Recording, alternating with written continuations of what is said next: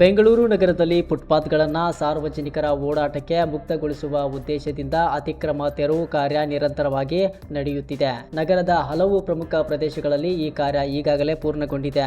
ಆದರೆ ಈ ಕಾರ್ಯದಿಂದ ಜೀವನೋಪಾಯ ಕಳೆದುಕೊಳ್ಳುತ್ತಿರುವ ಬೀದಿ ಬದಿ ವ್ಯಾಪಾರಿಗಳು ಇದೀಗ ಪರ್ಯಾಯ ವ್ಯವಸ್ಥೆ ಕಲ್ಪಿಸುವಂತೆ ಆಗ್ರಹಿಸುತ್ತಿದ್ದಾರೆ.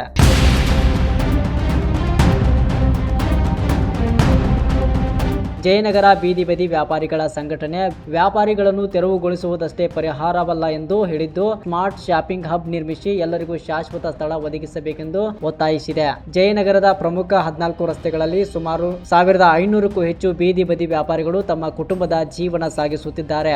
ಇವರನ್ನು ಯಾವುದೇ ಪರ್ಯಾಯ ವ್ಯವಸ್ಥೆ ಇಲ್ಲದೆ ತೆರವುಗೊಳಿಸುವುದು ನ್ಯಾಯಸಮ್ಮತವಲ್ಲ ಎಂಬುದು ವ್ಯಾಪಾರಿಗಳ ವಾದ. ಈ ಹಿಂದೆ ಇದೇ ಉದ್ದೇಶಕ್ಕಾಗಿ ಸುಮಾರು 25 ಕೋಟಿ ರೂಪಾಯಿ ವೆಚ್ಚದ ಸ್ಮಾರ್ಟ್ ಶಾಪಿಂಗ್ ಹಬ್ ನಿರ್ಮಾಣ ಯೋಜನೆಗೆ ಅನುದಾನವು ಬಿಡುಗಡೆಯಾಗಿತ್ತು. ಆದರೆ ಕಾರಣಾಂತರಗಳಿಂದ ಯೋಜನೆ ಸ್ಥಗಿತಗೊಂಡಿದ್ದು ಕಾಮಗಾರಿ ಆರಂಭವಾಗಿಲ್ಲ.